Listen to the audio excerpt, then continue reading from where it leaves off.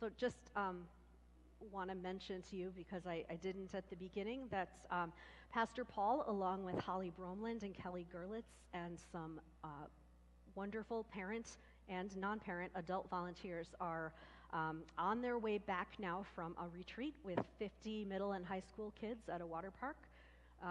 And I'm here alone. Guess who got the better deal?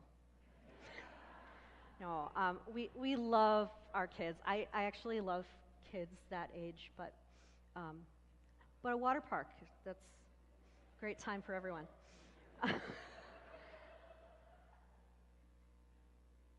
We have this lesson today, and it starts out with these words, when he heard this, Jesus went off by himself. So what did he hear? Well, this takes place right after John the Baptist has died. And John was Jesus' cousin. And his death took place like this. There was a celebration at Herod's house. It was a birthday party, supposedly, but really the purpose of the party was to showcase Herod's massive wealth and power. And Herod is very concerned about keeping up appearances. His image is everything to him. Well, it's at that party that things get out of hand, and it ends up being that Herod orders John's death in order to please his guests, really in order to save face in front of them. See, fear was the basis of Herod's power. He worked hard to make sure his subjects feared him, and he himself lived in constant fear of losing his power, of being defeated by someone stronger or smarter or more popular.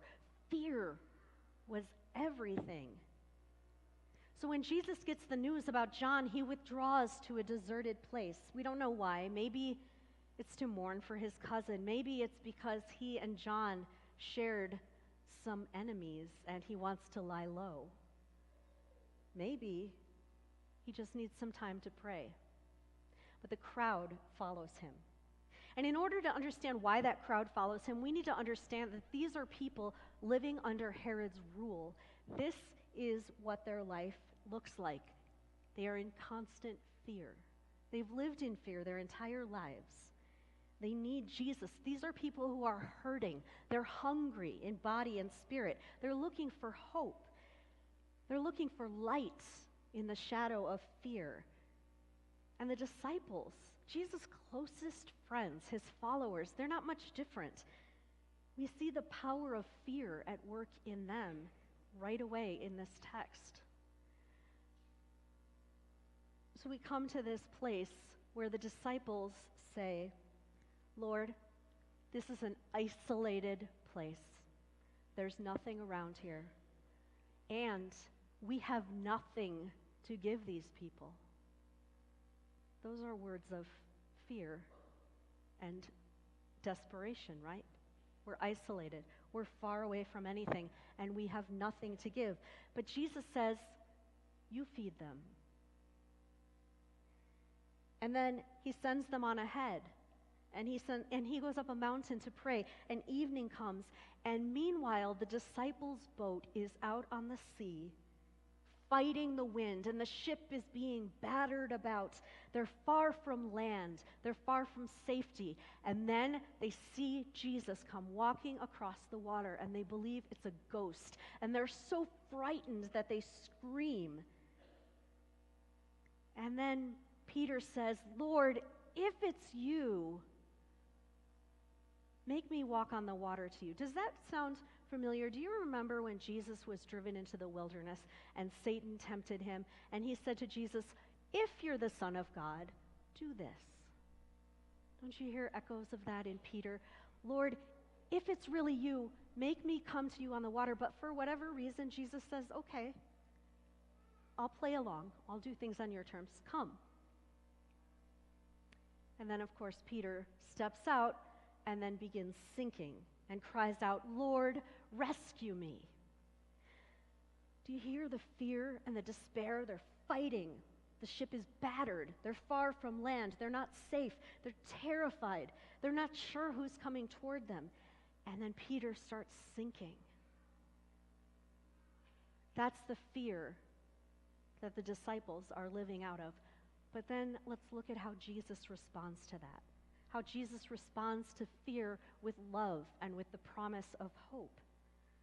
So when they say, we're in an isolated place, how are these people going to get food? There's nowhere for them to go buy food. And even if there was, they don't have money to go buy food. Jesus knows this.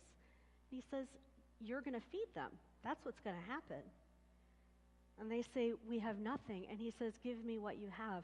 And then it says, he took the bread and he blessed it, and he broke it, and he gave it. Does that sound familiar? He took the bread, he blessed it, broke it, and gave it. We'll hear those words again at communion in a few minutes. They're far away from land. They're being tossed about in this ship, and Jesus comes to them, and he calls out, be encouraged. Don't be afraid. And then Peter gives him this ridiculous test. Jesus says, okay, fine, come. And Peter steps out onto the water, and when he starts to sink, what is the first thing Jesus does? Yes, he says to Peter, you man of weak faith, why do you doubt me? But before he does that, what's the first thing he does? He reaches out and he grabs Peter and he pulls him up to safety into the boat. That's Jesus' response to us at first. Reaches out, grabs us, and brings us to safety. Life with Jesus is not based on fear, but on love and on the power of promise. This is one of those passages, chapter 14 of Matthew, where I like to imagine where I am in the story. And the amazing thing about things like this is every time you read this story, every time you come back to the Gospel of Matthew, it will sound different to you based on where you are in life, based on what's going on, and based on where you are in the gospel today. So where do you find yourself in this story? Are you standing among the crowd? Are you searching for meaning? Do you feel hungry in spirit? Are you longing to make sense of life? Are you like Peter, desperately wanting to believe but faltering? Or are you in the midst of the storm? Are you being tossed about and crying out for help? Because if so, you're not alone. I want to share with you that this has been a really tough week for our family. Last Tuesday, my grandpa died. He was 95. He had an amazing life, full, beautiful, and died very peacefully.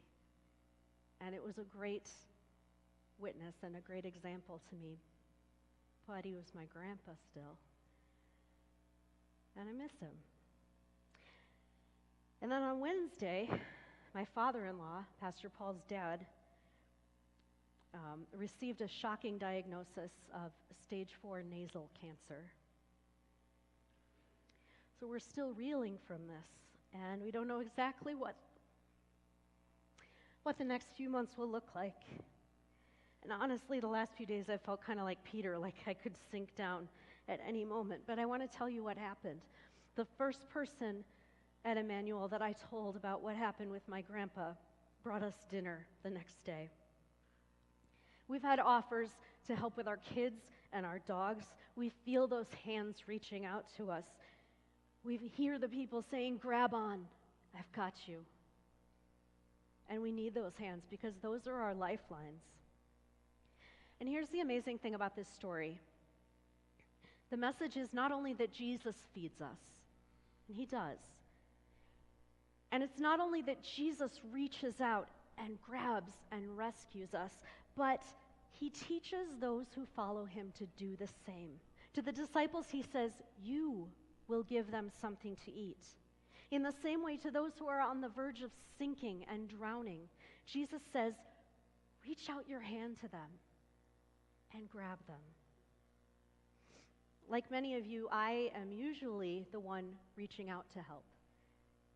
Like many of you, I'm much more comfortable in that position. But Jesus doesn't call us to be comfortable. He calls us to so much more. Sometimes God calls us to find ourselves on the other side and calls us to graciously receive. Just like the crowds ate and were filled, and Peter trusted that Jesus would lift him up, sometimes simply accepting what is offered to us can be an act of faith. So wherever you find yourself today, whatever role you play, God is calling you to step out of the shadow of fear into the light of love and live in the power of God's promise. Amen.